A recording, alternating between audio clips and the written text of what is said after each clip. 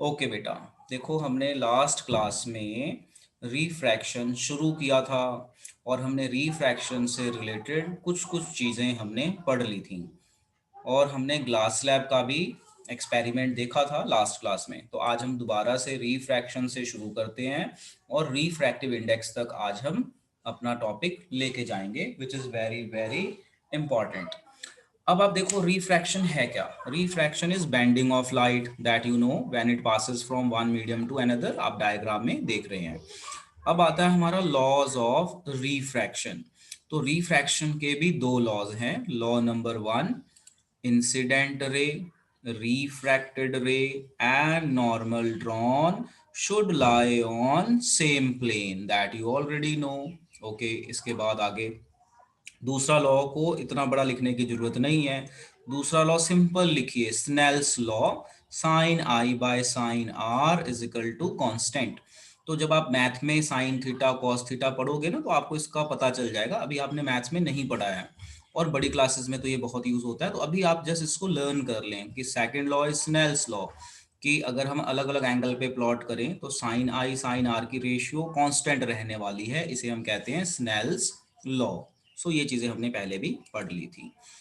और हमने पढ़ा था refraction through a rectangular glass slab. अब हम इसको एक बार दोबारा देख लेते हैं और अपने डिस्कशन को आगे लेके चलते हैं।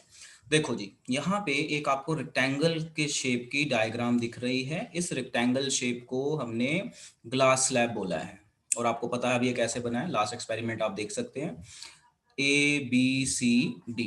यहाँ पे एयर है, तो एयर से लाइट ग्लास के अंदर आ रही है, तो ये मीडियम वन, ये मीडियम टू। मैं यहाँ पे लिख भी देता हूँ कि ये कैसे कैसे क्या क्या है। आप देखिए, जो ये वाला पोर्शन है ये मीडियम वन है और ये है एयर, एयर मीडियम वन।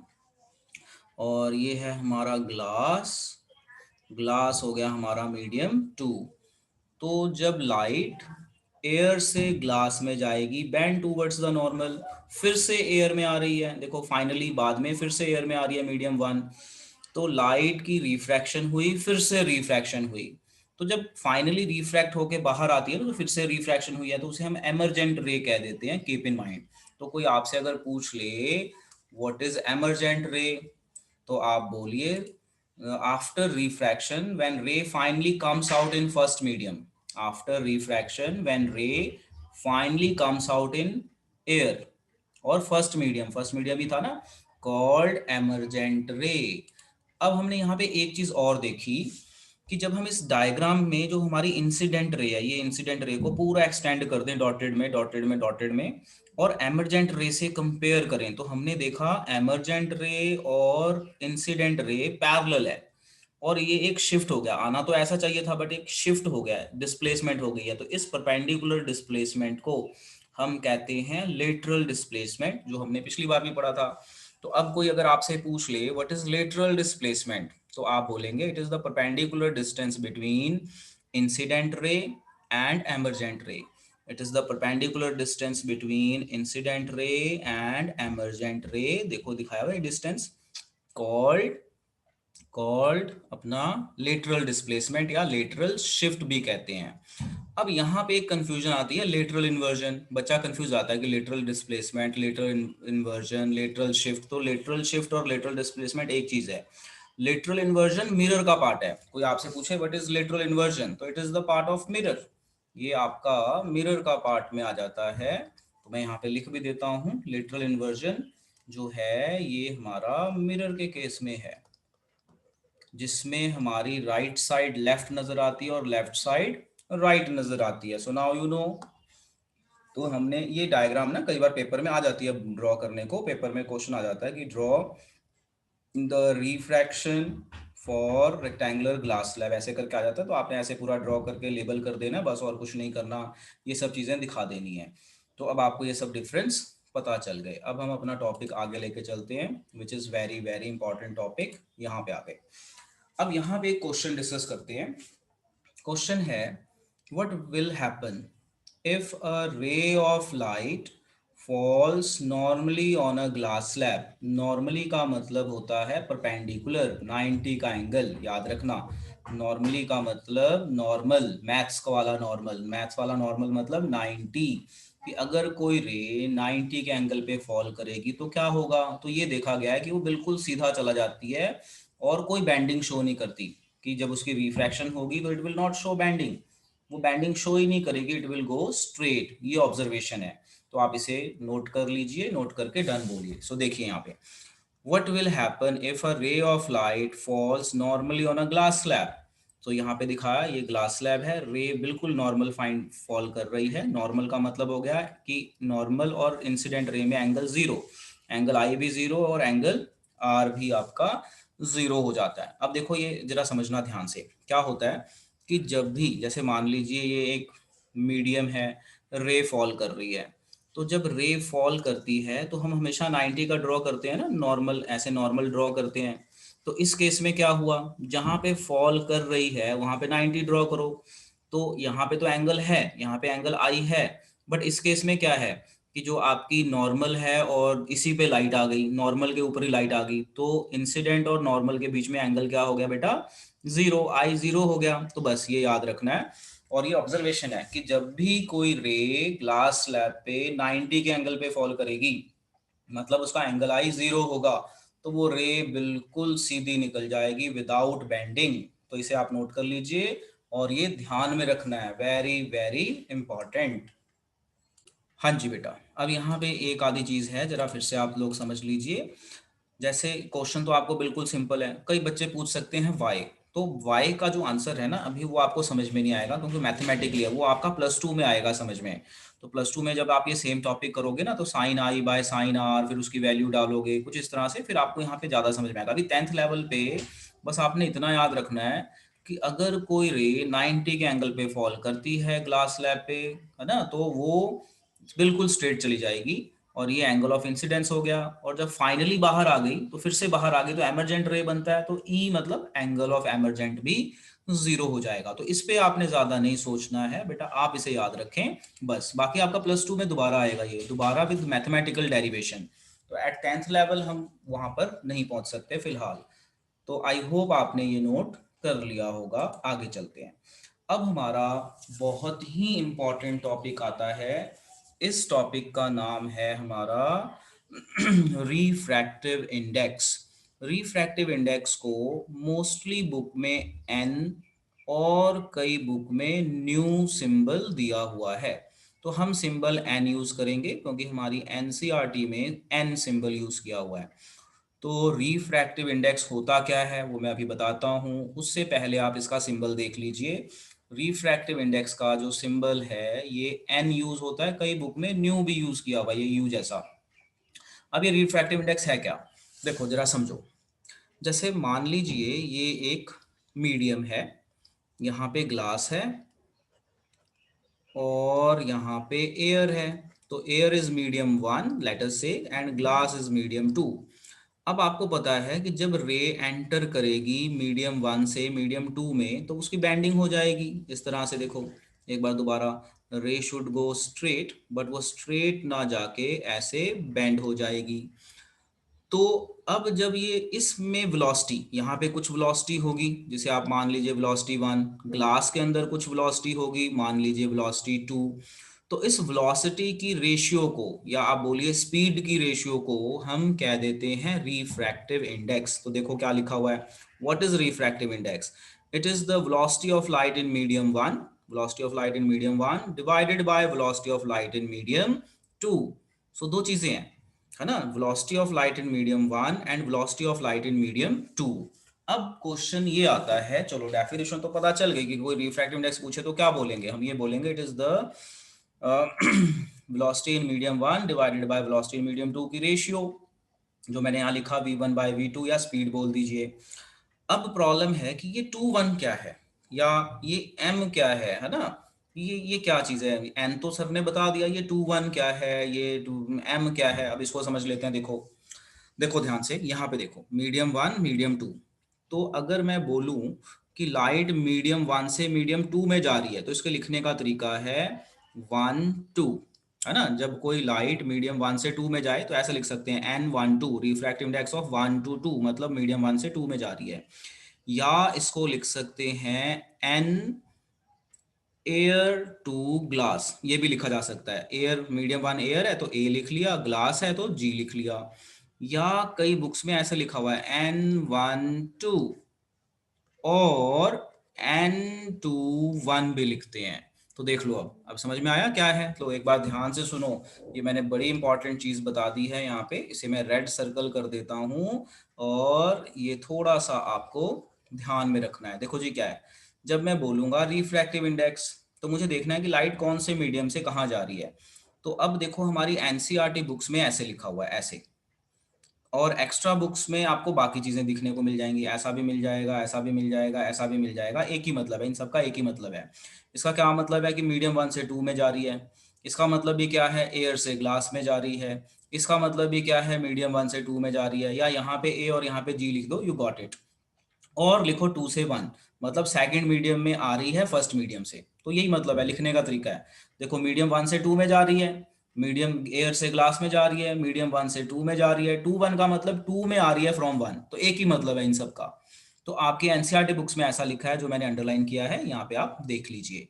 ठीक है, तो ये था हमारा रिफ्रैक्टिव इंडेक्स, और इसको रिप्रेजेंट कैसे करेंगे, ये चीजें हो गई। तो ये थोड़ा सा ध्यान में रखना है कि मैंने क्या बताया है और ये किस तरह से रिप्रेजेंट होगा। अब यहाँ पे ही एक टॉपिक और बनता है, जिसे हम नाम देते हैं एब्सोल्यूट रिफ्रैक्टिव इंडेक्स। ठीक है, यहाँ पे एक और नाम बनता है जिसका हम नाम दे सकते हैं एब्सोल्यूट रिफ्रैक्टिव इंडेक्स। अब आप देखिए एब्सोल्यूट कब बोलेंगे। जैसे ये तो हमने जनरल बात कर ली, आपसे कोई जनरल पूछे व्हाट इज रिफ्रैक्टिव इंडेक्स, तो आप बोलिए velocity of light in medium 1 divided by velocity of light in medium 2, that's it. और ये सिंबल दिखाना ना दिखाना आपकी मर्जी है। दिखा दो तो बेटर है, ना दिखाओ तो नंबर नहीं कटेंगे। नॉर्मल एन लिख के V1/V2 आप लिख सकते हैं, बट बेटर है ये आप लिखें। तो आपको 2 1 का मतलब समझ में आ गया, 1 2 का मतलब समझ में आ गया, एयर टू ग्लास समझ में आ गया, यानी जो भी यहाँ पे होगा वो सिंबल आप ले सकते हैं। अब आता है एब्सोल्यूट रिफ्रैक्टिव इंडेक्स। क्या होता है एब्सोल्यूट रिफ्रैक्टिव इंडेक्स को एन से ही रिप्रेजेंट करते हैं, या फिर एन एम से बोल दो, एन एम। अब एब्सोल्यूट हम कब बोलेंगे, है तो ये भी रिफ्रैक्टिव इंडेक्स। देखो अब जरा ध्यान से समझना जो मैं बता रहा हूं, कंफ्यूज ना होना। ठीक है, एब्सोल्यूट रिफ्रैक्टिव इंडेक्स क्या होता है कि आपको किसी भी चीज का रिफ्रैक्टिव इंडेक्स दे दिया, जैसे मान लो वाटर का दे दिया, ग्लास का दे दिया, कैरोसिन ऑयल का दे दिया, कोई भी मीडियम का रिफ्रैक्टिव इंडेक्स दे दिया with comparison with air, comparison with air, तो उसे हम कहते हैं एब्सोल्यूट रिफ्रैक्टिव इंडेक्स। तो एब्सोल्यूट रिफ्रैक्टिव इंडेक्स होता है velocity of light in air, velocity of light या speed of light in air divided by velocity of light in other medium, velocity of light in other medium। तो यहाँ पे मुझे लिखने की जरूरत नहीं है, ऑलरेडी लिखा ही हुआ है यहाँ, तो I need not to write, बस इसी को समझ लो। तो अगर कोई आपसे पूछे एब्सोल्यूट रिफ्रैक्टिव इंडेक्स बताओ, तो एब्सोल्यूट होता है हमेशा विद एयर, और जनरल होता है refractive air to glass, glass to water, है ना, वाटर टू ग्लास, मतलब उसमें कोई भी दो मीडियम हो सकते हैं। बट अगर आपका एक मीडियम एयर आ गया, एक मीडियम एयर आ गया, तो उसे हम एब्सोल्यूट रिफ्रैक्टिव इंडेक्स बोल सकते हैं, और नॉर्मल रिफ्रैक्टिव इंडेक्स भी बोल देंगे, तो कोई उसमें गड़बड़ नहीं है। बट अगर हमने एब्सोल्यूट वर्ड यूज कर लिया तो ये श्योर हो जाता है कि एक मीडियम एयर होगा। जैसे ये देखो एन एम या एन बोल दो, तो speed of light in air divided by speed of light in other medium. जैसे मैंने बोला कि ये ग्लास है, इस ग्लास का रिफ्रैक्टिव इंडेक्स इतना है, तो वो हमेशा एब्सोल्यूट होता है, वो एयर के साथ कंपेयर करके निकाला जाता है। मैंने बोला डायमंड का रिफ्रैक्टिव इंडेक्स 1.24 है, तो वो अंडरस्टूड है कि अगर मैं बोलूंगा ना कि डायमंड का इतना है, तो मैं किसी भी सब्सटेंस का बोलूंगा ना, तो उसका कंपैरिजन हमेशा एयर के साथ होता है, हमेशा एयर के साथ। तो जब किसी सब्सटेंस का रिफ्रैक्टिव इंडेक्स एयर के विद रिस्पेक्ट टू निकाला जाए, तो उसे हम एब्सोल्यूट बोल सकते हैं। जैसे ऊपर वाले केस में देख लो, मैंने मीडियम 1 लिया एयर, मीडियम 2 लिया ग्लास, तो इसे भी अगर हम बोलना चाहें तो रिफ्रैक्टिव इंडेक्स बोल सकते, एब्सोल्यूट रिफ्रैक्टिव इंडेक्स बोल सकते हैं। बट अगर मैं यहाँ पे वाटर और ग्लास ले लेता, या मैं यहाँ पे आपका उल्टा glass and water, water and glass, या ऑयल एंड ग्लास कुछ और ले लेता, तो मैं एब्सोल्यूट नहीं बोल सकता इसको कभी भी। एब्सोल्यूट कब बोलूंगा, when one medium is air, बस। अब ये याद रख लो। अब यहाँ पे एक चीज और बता रहा हूं जो याद रखनी है, नोट। वेलोसिटी ऑफ लाइट जो है उसे हम सी कहते हैं, velocity of light in air या speed of light in air, याद रख लो, speed of light in air or vacuum, speed of light in air or vacuum is always shown by c, is always shown by c and is always equal to 3 into 10 raised power 8 metre पर second. ये याद कर लो, ये दिया नहीं होगा कई बार paper में, न्यूमेरिकल करते हुए ये हमें यूज करना होगा। चलो इसे नोट करके डन बोलो बेटा। तो बेटा हमने यहाँ पे ये सीखा कि रिफ्रैक्टिव इंडेक्स क्या होता है, एब्सोल्यूट क्या होता है। तो रिफ्रैक्टिव इंडेक्स का मतलब है कोई भी दो मीडियम, एब्सोल्यूट का मतलब है one medium should be air, मतलब दो में से एक एयर होना कंपलसरी है। ठीक है। अच्छा, स्पीड ऑफ लाइट क्या होती है एयर में, क्या होती है स्पीड ऑफ लाइट एयर में, जो याद करवाइए आपको, क्या होती है speed of light in air, बोलिए बच्चों, 3 into 10 3 into 10 8। raised 3 to power multiplied 8 10 meter per raised to power second. 8 और of इसका meter सिंबल per क्या यूज second. करेंगे हम हमेशा, वी नहीं यूज करेंगे, क्या यूज करेंगे C. Symbol, c. C. C. Fine, speed of light in air और vacuum is denoted by c. अब हम इसमें थोड़ी और चीजें देखते हैं, क्या क्या चीजें हैं। लो जी, अब आपको यहाँ पे कुछ दिख रहा है, देखो मैंने क्या दिखाया है, समझो। When a light passes from medium 1 to medium 2, the refractive index of medium 2 with respect to medium 1 is n12। तो ये मैं ऑलरेडी सिखा चुका हूं कैसे लिखना है n12 and is called relative refractive index। क्यों? क्योंकि कंपैरिजन में आ रहा है, it is called relative refractive index। तो देखो जो ये बता रहा है, मैंने यहाँ पे ऑलरेडी सिखा दिया कि 1 2 का मतलब क्या है, 2 1 का मतलब क्या है, तो वो वही मतलब बताया जा रहा है यहाँ पे। अब यहाँ पे एक चीज और है इंपॉर्टेंट जो आपने ध्यान में रखना है। अगर मैं बोलूंगा n क्या होता है, तो n होता है अपना velocity of light in medium 1 divided by velocity of light in medium 2। और एक ये लिखने का तरीका है जिसे मैं अंडरलाइन कर रहा हूँ, इसे अपने ब्रेन में डाल लीजिए, जैसे जैसे आप प्रैक्टिस करेंगे ये समझ में आपको आ जाएगा। जैसे मैंने लिखा, ध्यान से देखना जैसे मान लो मैंने लिखा n21 या n12, तो इसका मतलब होता है n2 डिवाइडेड बाय n1। ठीक है। इसी को सॉल्व करके velocity in medium 1 by velocity in medium 2 आता है। तो जब मैं बोलूंगा n21, तो n21 का मतलब है n2 ratio divided by n1 ratio. अब ये जो n है ना, ये सारे एब्सोल्यूट होते हैं, ये सारे क्या होते हैं, एब्सोल्यूट। तो देखो n2 एब्सोल्यूट हो गया मीडियम 2 का, यानी c by v2 in air divided by other medium. इसी तरह से ये भी एब्सोल्यूट है, in air divided by other medium. तो n1 का मतलब मीडियम 1, n2 का मतलब मीडियम 2। तो जब हम इसको सॉल्व करेंगे तो हमारा v1 बाय v2 आ जाता है, यानी velocity in light of medium 1 velocity of light in medium 2। इसीलिए फॉर्मूला बनाया गया है कि रिफ्रैक्टिव इंडेक्स इस तरह से दिखाया जाता है। तो इसको घबरा ना जाना, बस इतना याद रखना, मैंने आपको बताया हायर क्लासेस में बहुत यूज होगा, अभी तो जस्ट एक इन्फॉर्मेशन टाइप है। तो अगर कहीं पे n12 या 21 लिखा हो, इसका मतलब होता है n2 बाय n1।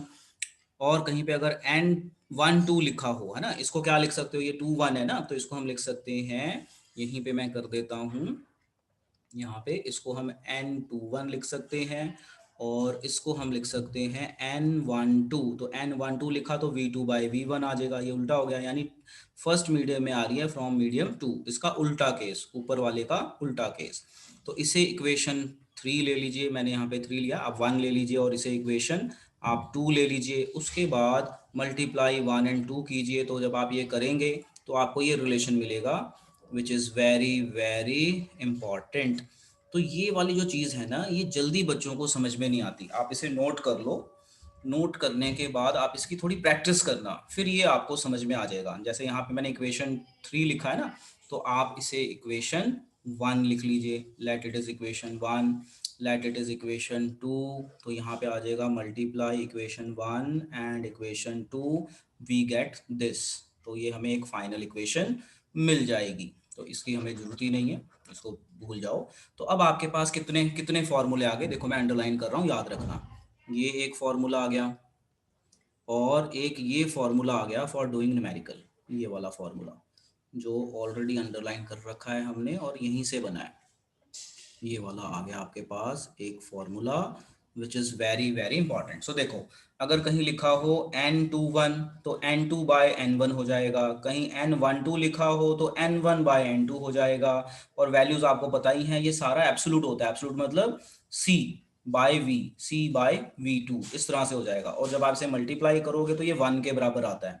जब आप इसे मल्टीप्लाई करेंगे तो ये किसके बराबर आएगा, 1 के बराबर। तो जब आप इसको क्रॉस करेंगे, जैसे आपको इसको यहाँ रख लिया, इसको नीचे ले गए, तो ये इक्वेशन बन जाएगी, विच is very important for numerical. But इस तरह के न्यूमेरिकल सीबीएसई में नहीं आते, +1 +2 में ऐसे आते हैं। आज से 10 साल पहले ऐसे न्यूमेरिकल सिलेबस में थे, तो मैंने सिर्फ नॉलेज के लिए आपको करवा दिया। बट इसके ऊपर मैंने नहीं देखा कि सीबीएसई ने कोई न्यूमेरिकल डाला हो, और ना ही ये आपकी बुक में भी दिया हुआ है। अगर आप अपनी एनसीईआरटी खोलेंगे वहां पे भी नहीं दिया हुआ। So it is just for extra knowledge. तो इसे नोट करके मुझे डन बोलिए बेटा। ओके बेटा, अब हमने ये चीज समझ ली। अब इसी का यूज करते हुए एक चीज और देख लेते हैं। ये रहा, इसको देखो अब जरा ध्यान से। अब यहाँ पे क्या बताया जा रहा है, just for your knowledge. Syllabus में नहीं है ये चीज भी, बट आना चाहिए। देखो पढ़ते हैं। Refractive index of medium 2 with respect to 1 is reciprocal of medium 1 and 2। मतलब ये हमने पीछे पढ़ा ना, तो 1 विद रिस्पेक्ट टू 1 एंड 2 का रेसिप्रोकल हो जाता है। ये रेसिप्रोकल ही है ना, कोई चीज डिवीजन में चल जाए तो रेसिप्रोकल कहते हैं। तो ये इसका रेसिप्रोकल हो गया।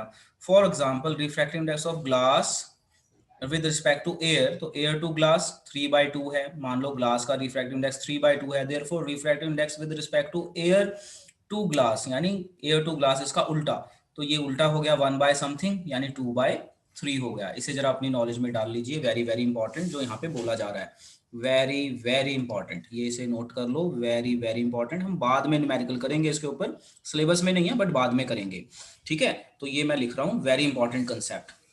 जो यहाँ पे कंसेप्ट बताया गया है वेरी इंपॉर्टेंट। क्या बताया गया है कि अगर एयर से ग्लास में आ रही है, उसका रिफ्रैक्टिव इंडेक्स इतना है, तो अगर मैं इसका उल्टा पूछ लूँ, ग्लास से एयर पूछ लूँ, तो हम 1/3/2 कर लेंगे, रेसिप्रोकल। ये वाला फॉर्मूला आ जाएगा जो हमने ये बनाया है। तो बस ये उल्टी वैल्यू आ जाएगी। ये बहुत इंपॉर्टेंट कंसेप्ट है, यहाँ पे मैंने लगाया स्टार।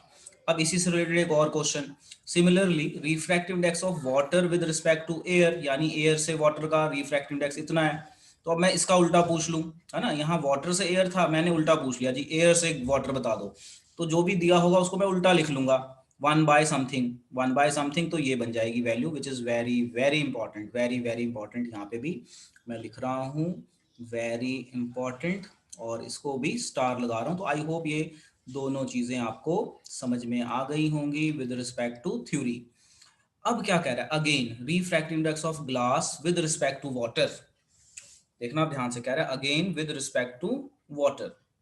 तो उसने क्या किया, वाटर ग्लास, तो ग्लास बाय वाटर नीचे आ जाता है ना, जैसे ये आपका ना इस तरह से है, NGW बन गया, है ना, W इधर आ गया NGW, तो NG/NW ऐसे लिख लेते ना पीछे। देखो N21 है तो N2/N1, N12 है तो N1/N2। तो इसी तरह से अगर GW हो तो W/G, WG हो तो W/G, इस तरह से आपका आ जाएगा। देखो यहाँ पे NWG यानी GW, तो G ऊपर W नीचे, और यहाँ पे हम वैल्यू डाल देंगे, glass to air, water to air. देखो एयर सब में आ रहा है, एब्सोल्यूट आ रहा है, उसको सॉल्व कर लेंगे तो ये हमारा फाइनल आंसर आ जाएगा। अब यहाँ पे हो सकता है आपको बहुत डिफिकल्टी आए, तो मैं यहाँ पे लिख रहा हूँ think on it, think on it and do practice. फिर समझ में आ जाएगा, think on it and do practice, क्योंकि ये वाली चीज समझ में नहीं आती और ये सिलेबस में भी नहीं है। ये मैं सिर्फ उन बच्चों के लिए करा रहा हूँ जो थोड़ा एक्स्ट्रा करना चाहते हैं, ठीक है। तो आप इसको करें, प्रैक्टिस करें, क्योंकि +2 में ये बहुत यूज होता है, +10th में हमारा ये नहीं है। एक्स्ट्रा बुक में एक आधा क्वेश्चन मिल जाएगा, इसलिए मैंने यहाँ पे करवा दिया। तो आज हम अपना लेक्चर यहीं पे स्टॉप करेंगे, और यहाँ तक आप बेटा रिवाइज करेंगे, और अगली क्लास में हम रिफ्रैक्शन को आगे लेके चलेंगे, रे डायग्राम्स वगैरह देखेंगे।